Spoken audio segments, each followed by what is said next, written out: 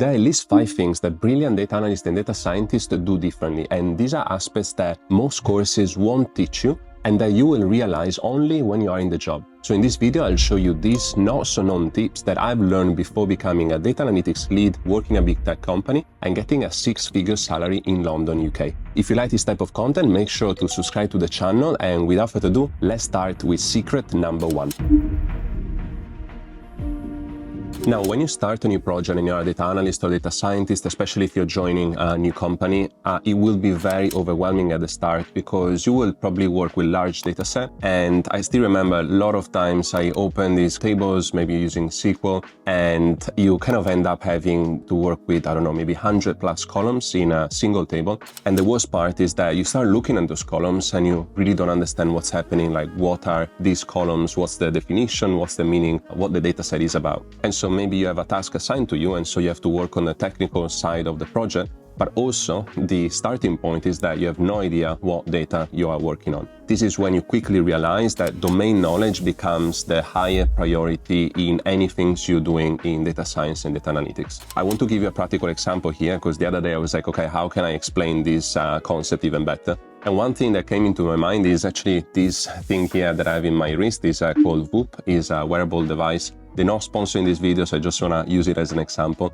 So this is basically tracking my sleep, my workouts, my stress level, a lot of data points based on my life. And the thing is that when I opened the app for the first time to check my data points, I was very overwhelmed. There were a lot of things with different definitions. I didn't know most of the things. And so I was like, okay, how can I really make value of this wearable that I'm using? And this was the case specifically for my sleep because I don't sleep very well, unfortunately. And so I really wanted to understand how to improve my sleep. And so I started to see data points on REM, on deep sleep, on light sleep, and I was like, okay, what should I really care about? And that's where I started to actually learn more about, for example, the different phases that we have while we sleep. I learned more about REM, I learned more about deep sleep, the difference between the two.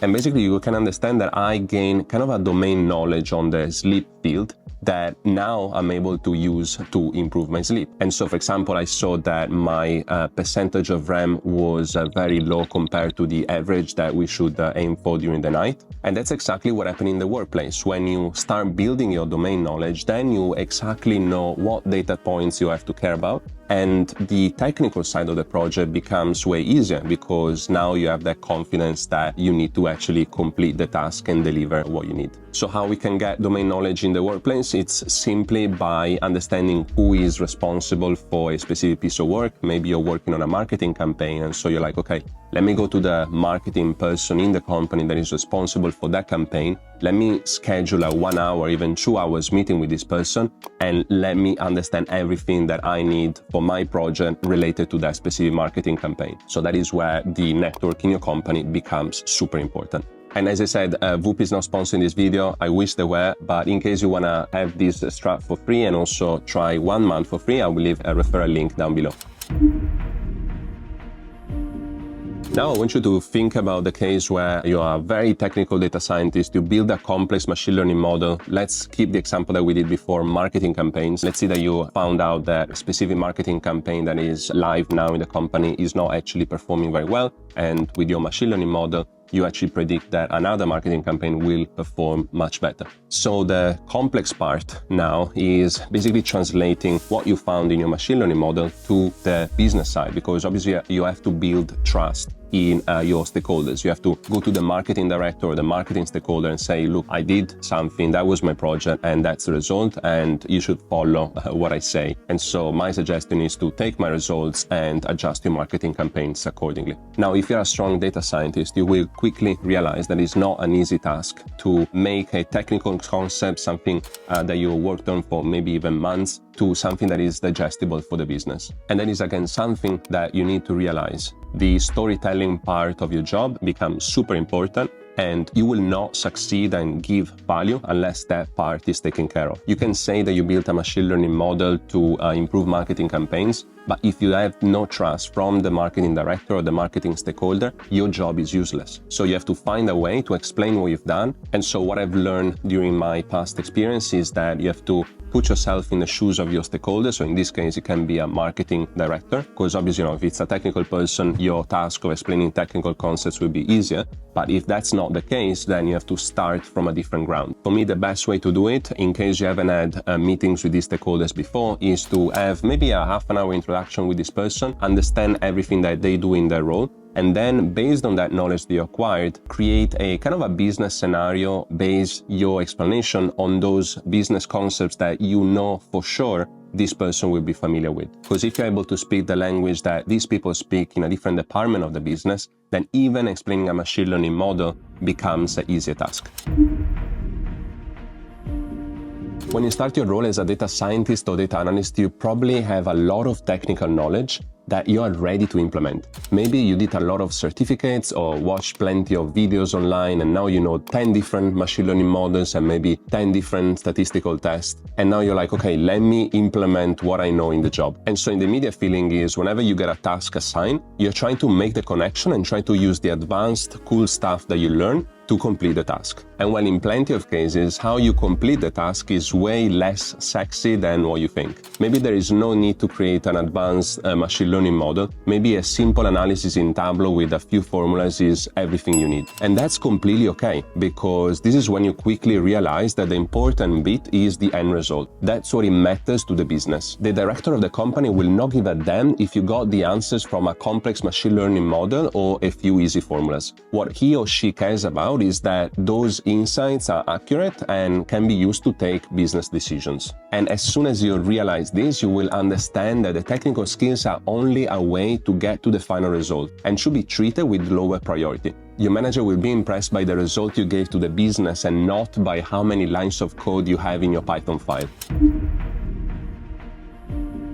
The other thing that really frustrated me at the start was actually regarding coding itself. So I was really thinking coding was kind of what I was doing in my personal projects, sitting down and basically writing a piece of code from scratch, testing them, see if they were working, and kind of delivering the final result of the project. But actually what I found out is that, again, in data science, in most cases, you will actually not start from scratch and maybe start from huge repository and lines of codes that other people built in the past. And so the first thing and frustrating thing is actually, okay, I need to open this massive file and really understand what's happening in the code. Now, obviously, the good thing is that now we have AI tools. And so, you can put the code in ChatGPT or similar tool and basically try to get an explanation of what's happening in the code in case you get stuck yourself. The other point related to this topic is that you will spend a long time debugging your code. And so maybe you will have this impression that you're not really making progress, but you're just stuck at some point and you need to spend a long time before actually moving forward. And so again, my realization was that when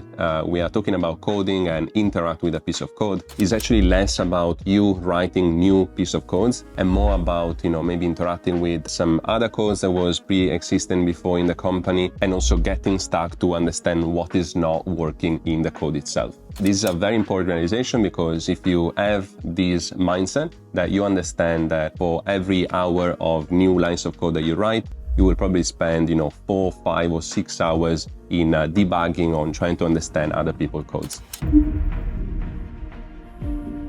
The other thing to consider is that people think that there will be a point where you made it. You learn data science and you can just go forward with what you learned. And this might be true for some types of roles. There might be the case where in your role in a company, you have learned what it takes to deliver, you learn the technical skills needed, and that is it. Well, if that becomes your case, I really hope that you will realize it very fast. Because I remember I spent at least 1 year in my previous job simply living from the heritage and knowledge that I've acquired during previous months. And that is not a place where you want to be in. It seems a cliche, but data science is evolving very fast. And when I had that realization moment that I was not really moving forward in my previous role, I also found out that my technical skills were not as good anymore. And I had to start again taking courses and learning, which felt very weird at the start because I was like, I'm already a data analytics professional with 5+ years of experience. And here I am watching a tutorial on YouTube. But that's what you should be doing. That's the normality. If you choose this field and career,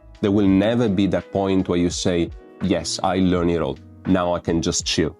And by the way, this should also give you comfort when you apply for jobs and you think you are not ready for the role. Trust me, we are all in the same boat. It's very rare that you will feel 100% comfortable in a new role because there is always some requirements that you probably don't meet 100%. And again, that's totally okay, because that's indication that there will be something new to learn in that role. So I hope these tips make sense to you and will help you to approach the field of data science in a more confident way. If you have any comments, please leave them down below, because I always like to see what considerations you guys have. And also subscribe to the channel so that you don't miss future videos. I will also leave here in the screen a similar video that I made on how you can beat the competition and become better than 99% of other data professionals. So if you are interested, make sure to check it out. And as always, enjoy the rest of your day. Ciao for now, and see you in the next one.